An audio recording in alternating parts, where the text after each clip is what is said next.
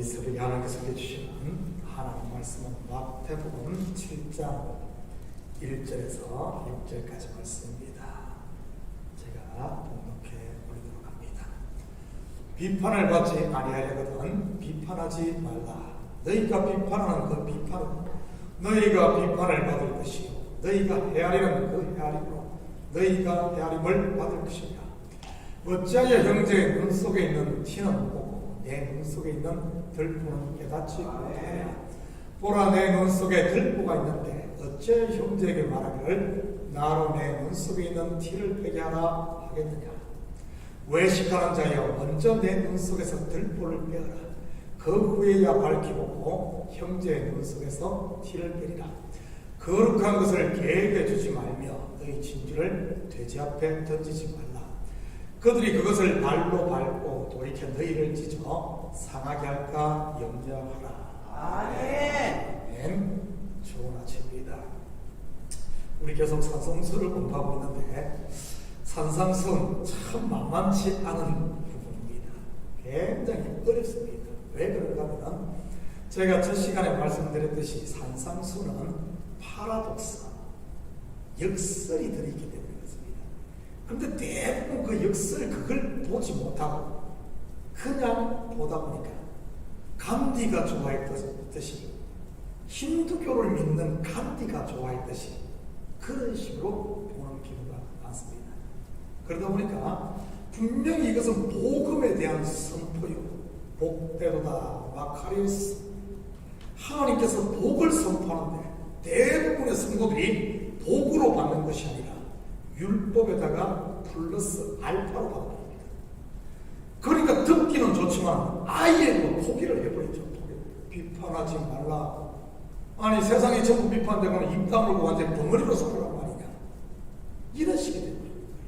그래서 좀 이런 것들에 대한 것을 좀 우리가 어렵지만 바로 알아야 산상순의 본 뜻을 알고, 야, 우리가 정말 복된 자구나, 내가 은혜 받은 자구나 하며 그 복을 누리고 하나님께서 우리를 이끌어 가실 때 좀 힘들지만 나를 부인하면서 성령의 이끌림 받으며 천국 백성의 삶을 사시는 겁니다. 그러지 않으면 이 산상순이야말로 정말 우리를 죽이는 말씀입니다.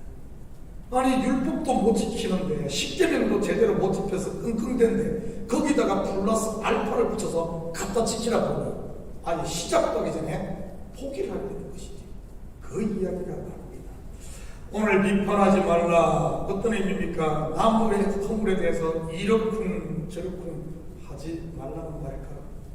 여러분, 보통 남의 허물을 어디서 이야기합니까? 다른 사람이 없는 뒤에서 이야기합니다. 그래서 우리 이게 속된 표현으로 뭐라 그러죠? 뒷담화 한다 그러죠? 이 말이 과연 뒷담화 까지 말라 이런 말일까? 아니면 요즘에 뭐 민주주의의 근간이 뭡니까? 서로 논쟁하고 비판하면서 잘못된 것을 바로잡아가는. 그래서 옛날 그리스에는 아고라 광장에서 전부 그렇게 됐잖아요. 서로 토론하고 비판하면서 그러면서 이 민주주의가 발전되어 왔는데, 비판하지 말라 그러니까 그냥 누가 어쩌든 뭐 나라를 말아먹든 어쩌든 전부 국민들이 입 다물고 있으나 과연 이 말일까? 아닙니다. 그러면 이 의미가 어떤 의미일까? 우리는 지금까지 5장부터 시작해서 쭉 산상순을 보면서 외식적인 구제, 외식적인 기도, 외식적인 금식 등 이런 외식을 겉의 것으로 하지 말라. 이 겉의 것이 의미하는 것이 뭐라고 그랬습니까? 지금까지 유대인들이 지켜오던 그 율법적인 것, 그것으로 이제 더 이상 하지 마라.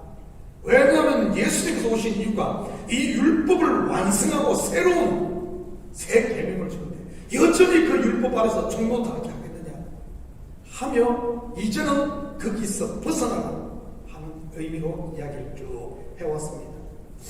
자, 그렇다면 오늘 본문에 비판하지 말라, 이 의미가 뭘까? 여러분, 비판으로 번역된 헬라가 크리노입니다. 크리노. 이 크리노라는 이 헬라는 판결, 판단 이런 의미예요. 이 크리노는 재판적인 용어입니다. 오늘 본문은 그런 측면에서 같은 맥락에서 보면 너희는 외식적으로 판단하지 말라. 지금까지 있는 율법의 눈으로 재판하지 말라, 판단하지 말라, 이런 의미입니다. 비판 자체를 하지 말고 입 다물고 있으라, 그런 의미가 아니란 말이지. 만약 그런 의미로 본다면 여러분 이 말씀을 어떻게 이해하시겠습니까? 요한복음 7장 24절입니다. 외모로 판단하지 말고 공의롭게 판단하라 하시니라. 아니 이런데는 판단하지 마라 그랬다가 이제는 판단하라 그랬네요. 어떻게 생각합니까? 사무엘상에 보면 하나님은 중심을 보시는 분입니다. 중심을 보는 분입니다. 그래서 너희가 이런 그때껏 율법의 눈으로 보면 안 된다. 여러분 율법의 눈은 어떻습니까? 모두가 다 죄인입니다. 내가 죄인인데 죄인의 눈으로 보면 모두가 다 죄인이고요. 목사도 죄인, 형제도 죄인, 남편도 죄인, 자식도 죄인, 모두가 다 죄인이고요. 그러면 죄에서 뭐죠? 사망이죠, 심판이죠. 그런데 그 죄인, 우리의 죄값을 하나님께서 어떻게 하셨습니까?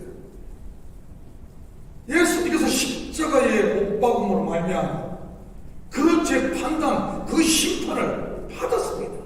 그래서 예수님께서 마카리오스 복되도다 너희여, 복되도다 너희여. 그래서 더 이상 그 눈으로 보지 말고 내가 제사함 받은, 은혜 받은 그 눈으로 보면 어떻습니까? 내가 1만 달란트 탕감받은 자요, 내가 죄인 중에 계수로서 그 은혜를 탕감받고 제사함을 받은 그 눈으로 보면 어떻습니까? 다 제사함 받은 너무 귀하고 존귀한 사람인 거예요. 그 눈으로 봐야지. 여전히 율법의 죄의 눈으로 보면 다 하나님도 죄인처럼 비죠. 아니 내가 죄인, 나를 심판해, 나를 감히 심판해, 네가 마귀다. 아니 바리새인들이 그러지 않았습니까? 예수님 보고 네가 마귀다, 네 귀신 들리구나, 바알세불 귀신의 왕이구나, 예수님을 보고 그렇게 자기가 그렇게 있으니까 그 눈으로 보니까 그렇게 보이는 겁니다. 신명기 1장 17절입니다. 재판은 하나님께서 속한 것인지 너희는 재판할 때 외모하지 말고 귀천을 차별 없이 듣고 사람의 낯을 두려워하지 말 것이며 스스로 결단하기 어려운 일이거든 내게로 돌리라, 내가 들으리라 하였고, 겉의 것으로 판단하지 말라, 그리고 안의 것으로 판단하라, 이런 의미입니다. 그렇다면 성경에 나온 대표적인 외식적 판단 누가 한번 잡볼까요? 누가복음 18장 11절입니다. 바리새인은 서서 따로 기도하여 이르되 하나님이여 나는 다른 사람들 곧 토색, 불의, 간음을 하는 자들과 같이 아니하고 이 세리와도 같이 아니함을 감사하나이다. 지금 성전에서 기도를 하고 있어요. 바리새인은 여기서 기도하고 죄인은 바리새인은 이제 막 요즘으로 말한다면 막 앞자리에 제일 강수 앞에서 기도하고, 죄인은 그 세리는 감히 그러지도 못하고 저 제 끝자리에서 기도하고. 그런데 어떻게 해요? 어떻게 판단합니까? 도색, 불이 막 그걸 막 정지하면서 하는 거예요.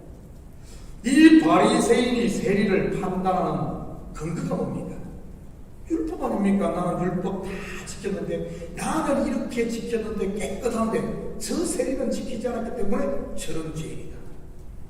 세리만 죄인이겠어요? 다 죄인이지. 다 죄인.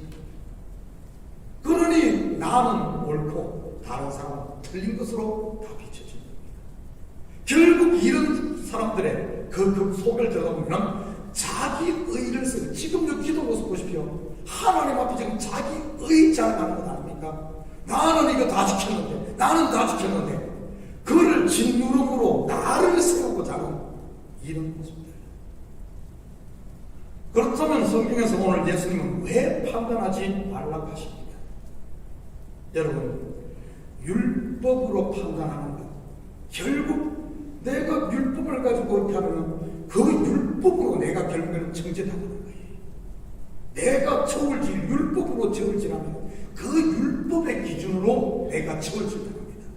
여러분 한번 생각해 보십시오. 율법의 기준으로 하나님 앞에 의롭다 하실 사람이 있습니까? 없습니까? 없어요. 의인은 없나니 하나도 없느니라. 어떤 잣대로 말하는 율법으로 했을 때 율법으로 가지고 하나님이 원하는 그 의에 도달할 존재가 아무도 없다는 겁니다. 그러니 내가 저 사람을 정죄하지만 의인은 없나니 하나도 없기 때문에 나도 율법으로 쓰면 죄인으로 죽을 죄인이거든. 그러니 그렇게 하지 말라는 겁니다. 그러나 반대로 볼까요? 율법이 아닌 하나님의 공의, 하나님의 은혜, 그 기준으로 보면 어떻습니까? 나 같은 죄인도, 나 같은 죽일 죄인도 용서받아서 하나님 자녀가 되었어. 그 하나님이 용서 못할 존재가 누가 있겠어요? 하나님 앞에 하나님이 베푸시는 손을 내밀고 그 은혜, 그 복음을 받고 아멘으로 받게 되면 옳은 평강도 사람 죽인 자들 아니에요? 그렇지만 용서받고, 사도 바울도 살인자 아닙니까?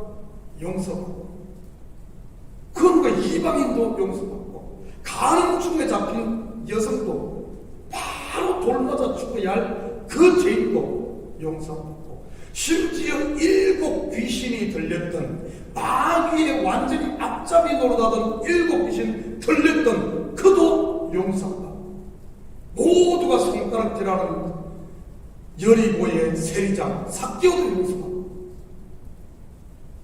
이렇게 되는 거예요. 죄인이 죄인을 판결하고 올바른 판결을 할 수 없다는 겁니다. 왜 그런 줄 알아요? 전부 자기 기준, 자기 시야를 가지고 하는 거예요. 자기 시야. 여러분 한번 생각해봐요. 나는 도둑질했어. 그렇지만 나는 간음을 안 했어. 그럼 나는 내가 도둑질했는데 그 도둑질 해놓고 다른 사람 정지할까요? 판단할까요? 그거는 딱 숙입니다. 뭘 가지고 하는 거예요? 나는 간음 안 했어. 그래서 그 사람 눈에는 간음한 사람만 찾아는 거니까. 그래서 모든 사람들이 간음하게 보이는 거예요. 이런 식으로 보면 자기 기준, 이런 자기 소견에 옳은 대로 행하는 것, 성경에 보면 이때 건지했습니까? 암흑기라 불리는 사사기입니다. 왜 그러죠? 왕이 없으니까, 왕이 없으니까. 오늘 이 크리노라는 단어는 재판용어라고 했습니다. 여러분, 재판, 판결은 누구에게 속해 있습니까? 하나님께 속했죠. 하나님께. 그래서 우리가 이것을 해서는 안 돼요. 하나님께. 그래서 하나님께 속한 이것, 하나님께서 어떻게 하셨습니까? 이 재판, 이 판결을 하나님께서 판결했잖아요. 모든 죄인들의 그 죄값을 어떻게 했습니까? 사형. 누구에게 사형을 내렸습니까? 예수 그리스도. 하나님만이 그렇게 합니다. 우리는 그렇지 않은 겁니다. 성경에 보면은 이런 재판장들, 구약에 보면 재판장을 사사라 그러는데 이 사사들이 세워졌어요. 왜 세워졌습니까? 너희들이 판단하지 마라. 너희들이. 이 판단은 누가 하는가 하면 사사들이 한다. 재판관이 한다. 이 재판관은 누구예요? 하나님이 세운 대리인들입니다. 그래서 여러분 뭐 분쟁이 생기고 뭐가 있으면은 네가 가서 뭐 칼로 찌르고 네가 가서 막 동네방네 돌아다니면서 막 죄인이라고 막 떠들고 다니지 말고, 어떤 소송 사건이 있거든 재판장에게까지 하나님의 대리인, 하나님께 가져가서 하나님께 맡기라는 거예요. 아멘. 내가 막 다니면서 막 누구는 뭐 훔치고 누구는 뭐 또 놈 누구는 뭐 했고 이러거든. 자기 기준에 한다니까 자기가 그러지 말라는 겁니다. 왜 시적 판단이 아닌 공의의 판결을 하고 있던가? 공의. 하나님께서 어떻게 우리에게 공의를 이루셨습니까? 우리들의 모든 죄를 하나님께서 그 값을 지불하고 우리의 죄를 사해서, 그 공의로 판단하면 없습니다. 모두가 다 긍휼한 사람, 하나님께 다 어떻게 보면 은혜 받은 사람, 다 죄인이었는데 모두가 다 은혜 받은 사람이에요. 우리 지금 다 은혜 받은 사람. 아멘. 그렇게 봐야 된다는. 그러면 결국에는 남는 겁니다. 모두가 죄인이었는데 모두가 하나님의 은혜를 받았어요. 그래서 하나님의 자녀가 됐어요. 그럼 누가 영광이 돌아가요? 하나님께만 영광 돌리는. 그래서 이 교회는 하나님께만 영광 돌리는 그런 것이 되어야 된다. 아멘. 이렇게 저렇고 우리는 서로 사랑을 줬더라. 사실 3절 4절 볼까요? 어찌하여 형제의 눈 속에 있는 티는 보고 내 눈 속에 있는 들보는 깨닫지 못하느냐. 아멘. 보라, 내 눈 속에 들보가 있는데 어찌하여 형제에게 말하기를 나로 내 눈 속에 있는 티를 빼게 하라. 여러분, 들보가 뭐예요? 아멘. 들보가 뭐예요? 지금 대들보잖아요. 대들보. 여러분, 무기들 있어요? 희망한 게 있으니까. 그런 말이에요. 여러분, 여기서 들보와 티를 비교하고 있어요. 들보와 티. 그렇다면 이 들보가 한번 이해가 안 되겠어요? 들보. 율법이죠, 율법. 티는 은혜. 여러분, 이런 의미들을 분별하지 못하면, 말도 안 되는 사람인데, 뭐 예수님 뻥치고 있네. 아니, 들보를 눈에 끼고 다니는 사람 어디 있어? 눈은 요만한데 들보 뭐 이때만 거 끼고 있어. 의미를 모르면 그런 헛소리들을 하는 거예요.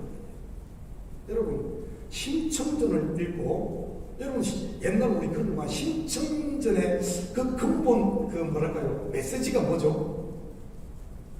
권선징악, 선은 권장하고, 악은, 전부 그 옛날 이야기 그런 거예요. 권선징악 아닙니까? 근데 그런 신청전을 보고 그걸 제대로 이해 못하고,